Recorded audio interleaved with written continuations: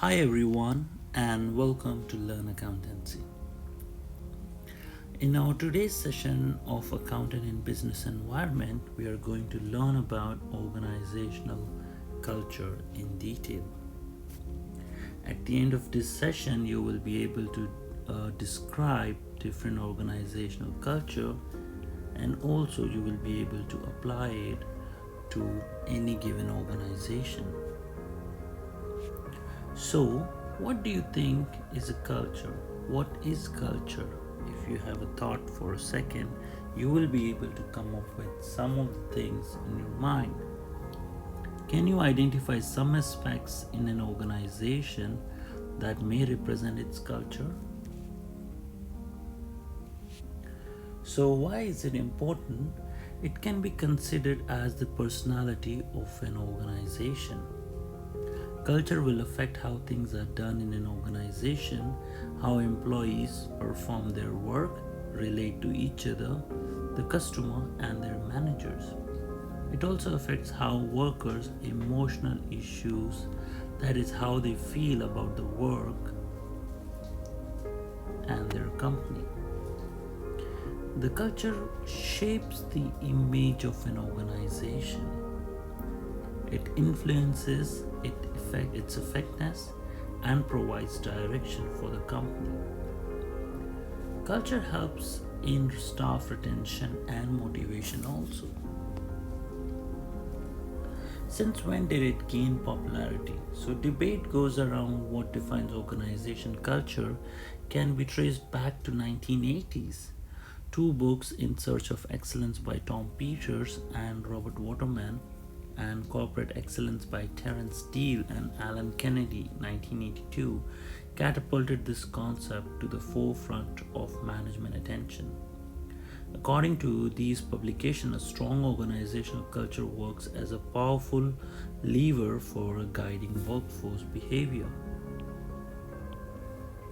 Other factors that stimulate an interest in culture is globalization, alignment of an employee values with the company strategy to boost performance, and contentious views that management could manipulate culture to achieve organizational objectives.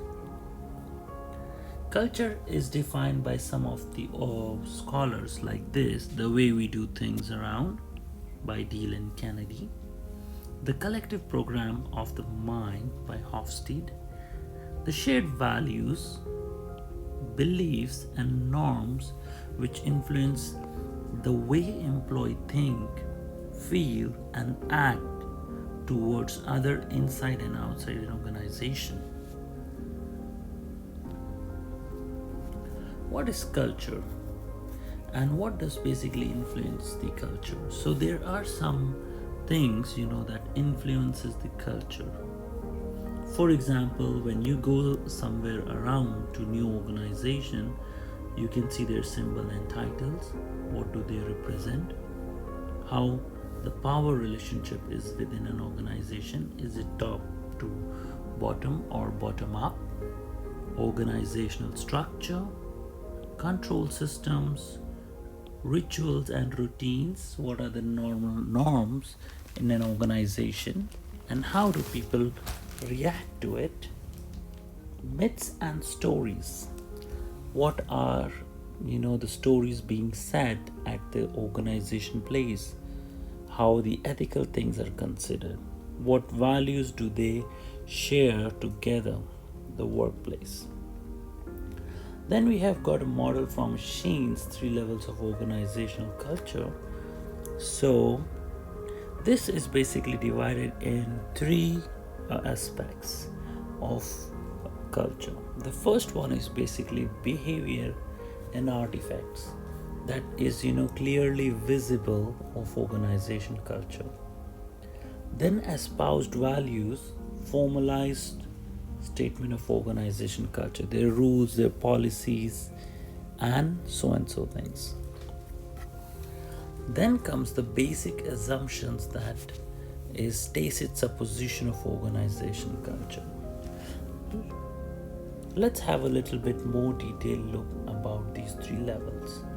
So first of all, you can see the surface manifestation. that is clearly and can be clearly understood. For example, artifacts, ceremonials, courses, heroes, languages, jokes, legends, mottos, norms, physical layout. So all these things can be considered as the things that can be clearly seen and understood from an organization point of view. Then comes the values. For example, how integrity is being seen at organization, how honest is the management of the organization, citizenship, diversity, excellence, respect, teamwork. And then comes the basic assumptions, for example, responsibility, morality, economy, excellence, profitability, predictability, quality, stability, innovativeness. These all things basically together form up the organizational culture.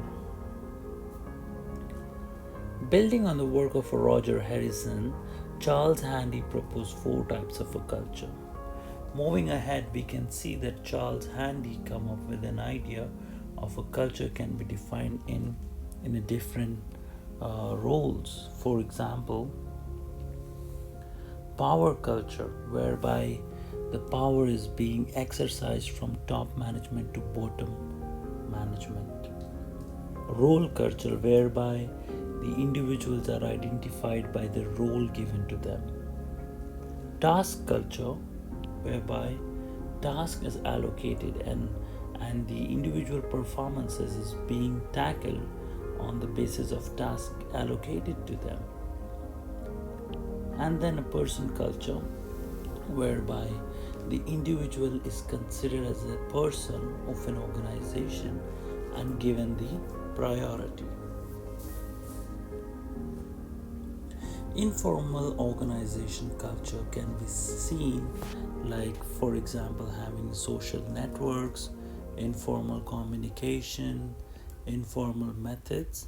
So benefits of having an informal organization is that it is satisfying and red tape is cut, staff share the knowledge, but there are some drawbacks of such informal organization. For example, distract attention, cutting corners, and undermine management.